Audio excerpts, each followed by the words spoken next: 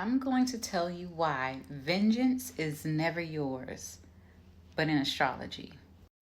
Hey y'all, I'm Jasmine, the owner of House of Chiron Astrology and Reiki, and I make the language of astrology digestible for all of y'all. So, what am I talking about? I'm talking about the planet Saturn.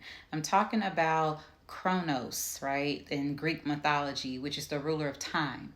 I am talking about the Lord of Karma. So we know that Saturn is about structure, routine, discipline, order. It's about big business. It's about all the things that we need to be responsible. Saturn is the ruler of both Aquarius and Capricorn signs in the zodiac. So Saturn is also about not just responsibility, but boundaries and accountability, which also plays into the theme of karma. What is karma? Karma is said to be whatever it is that you put out in the universe or out into reality comes back to you. So this is why it's important to understand that Saturn also rules time, because in time, the tables will turn and what you put out will return. And depending on what you put out there, you can experience challenges, different lessons, delays, restrictions. So let's get back to why vengeance is never yours.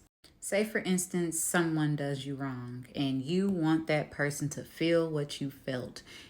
That is a very normal human response. One thing that I do, I never seek vengeance. I never go after someone who has wronged me. I always just move on. And you know, one reason why is because astrology taught me that what goes around will definitely come around.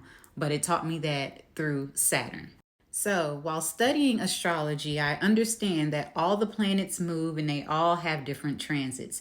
And so when Saturn begins to make certain aspects, you can expect certain things like a Saturn return. That is when Saturn returns back to where your natal Saturn is, which is basically where Saturn was when you were born.